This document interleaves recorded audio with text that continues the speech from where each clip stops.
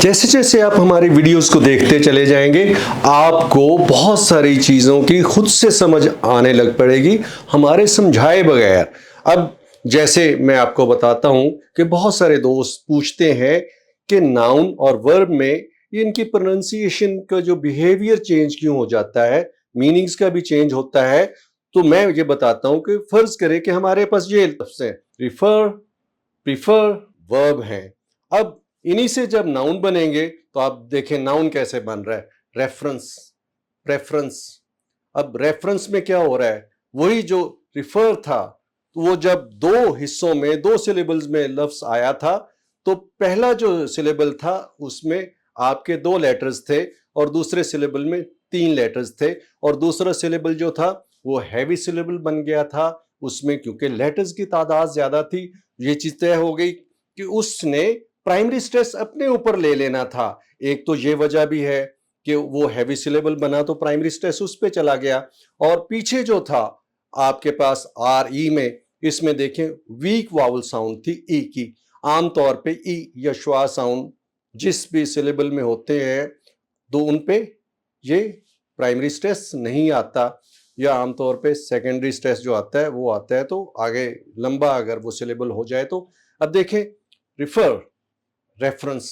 अब रेफरेंस में क्या हुआ है भला, रेफरेंस में भी तो उसी सफिक्स ने वो डिफाइन किया है कि अब जो है ये बिहेवियर क्या होगा प्रोनाउंसिएशन का।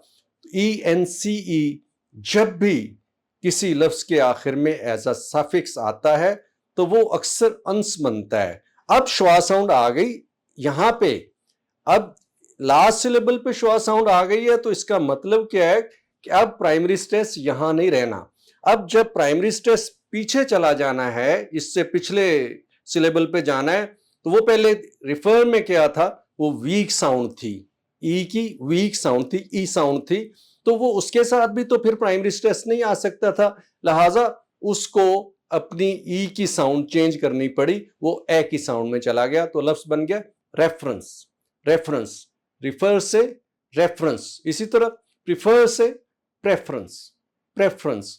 तो ये जो बिहेवियर है प्रीफिक्सेस का, सफिक्सेस का, वीक वाउल साउंड का या श्वा साउंड का, इससे सारी चीजें डिफाइन हो जाती हैं कि ये वर्ब में किस तरह पढ़े जाएंगे, और जब नाउन बनेगा तो नाउन किस सफिक्स के साथ बनेगा।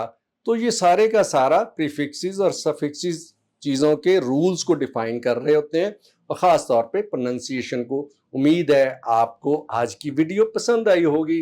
अगर ऐसा है तो फॉलो कीजिए हमारे पेज को, चैनल को सब्सक्राइब कीजिए, कमेंट कीजिए और जरूर दोस्तों तक पहुंचाइए, शेयर कीजिए।